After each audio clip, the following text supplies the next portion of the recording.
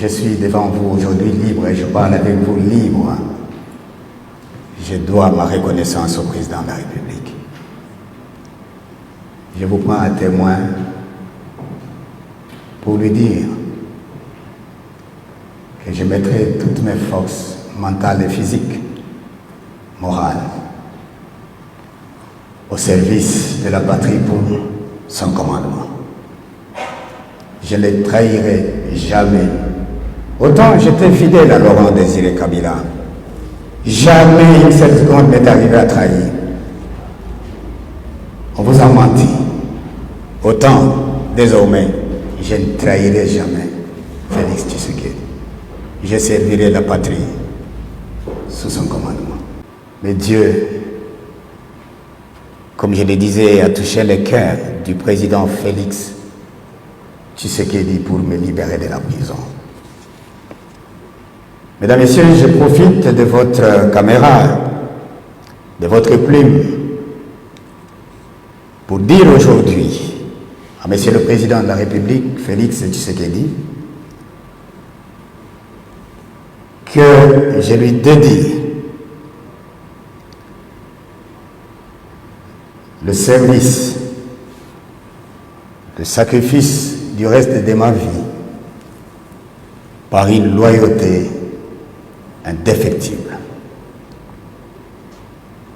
S'il n'était pas là, je ne serais pas avec vous. Je voudrais qu'on se mette d'accord, mes chers compatriotes, sur les choses dont nous parlons.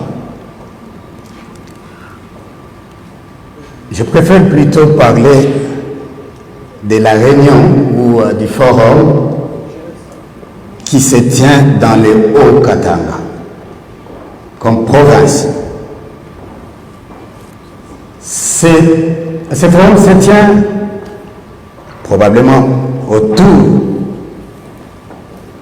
de certains personnages qui viennent des autres provinces anciennement sous-région de l'ancien Katanga pour discuter de la réconciliation. Quel message je leur donne?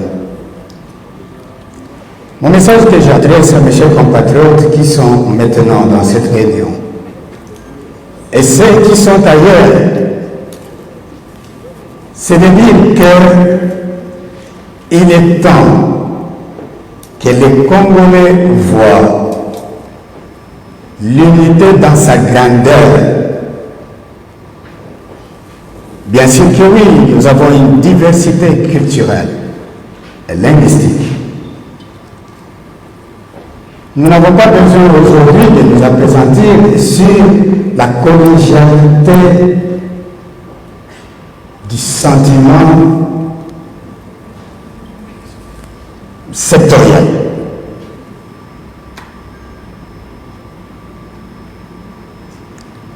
C'est le message que je leur envoie. J'aurais souhaité que ce forum qui se tient dans l'ancien Katanga en ce jour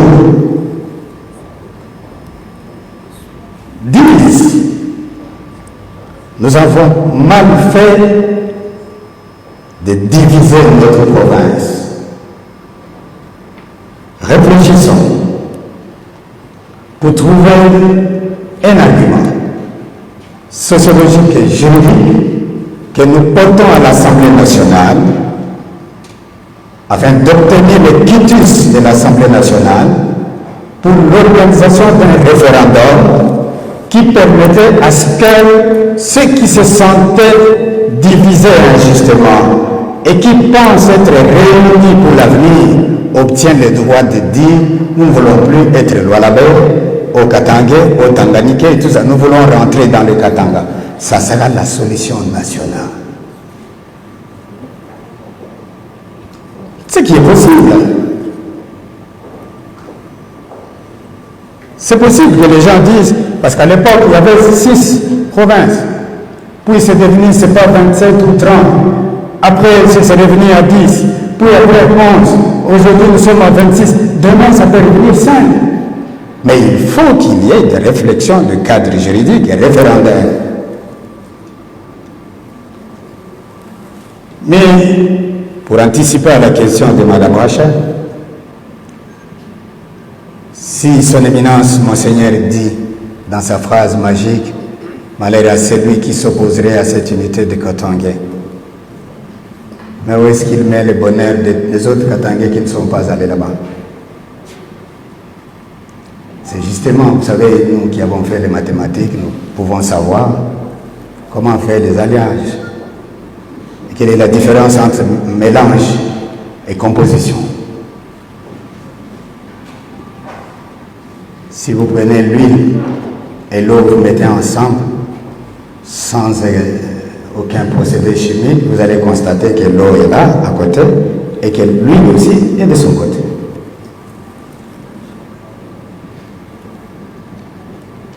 Mais si vous prenez du sucre que vous jetez dans l'eau, vous ne verrez pas l'eau d'un côté et le sucre d'un côté. Vous aurez un troisième produit qui sera eau sucrée. Si vous faites des choses juste pour amuser la galerie ou pour une petite position politique qu'on voudrait lancer, ça n'aura pas d'avenir. Moi j'imagine si les autres provinces décident de faire ça, la suite, ça sera la confrontation. Si les autres provinces aussi commencent à réfléchir comme ça, mais où est-ce que nous allons nous retrouver ensemble pour l'unité de ce pays et pour notre propre réconciliation? Il y a la maman qui pose la question de la guerre à l'Est. C'est une occasion pour moi de féliciter tous les hommes en uniforme, l'armée, la police et tous les services de sécurité qui les accompagnent dans cette lutte de sacrifice. C'est malheureux qu'une guerre dure 20 ans, maintenant presque 22 ans, où tous les jours on ne fait que tuer. Nous devons féliciter les militaires qui se battent jour et nuit pour tenter de trouver la solution. Aussi, dois-je vous dire, mes chers compatriotes, que la face B de la guerre du côté militaire ne vous est peut-être jamais dite. Nous avons beaucoup de militaires qui meurent dans ces combats-là. Beaucoup. Mais c'est difficile pour la gestion de déontologie et de contenir l'équilibre de la morale des troupes. C'est même malsain de le dire, parce que les mois que ça provoque, ça risque de déborder. Nous perdons beaucoup de soldats.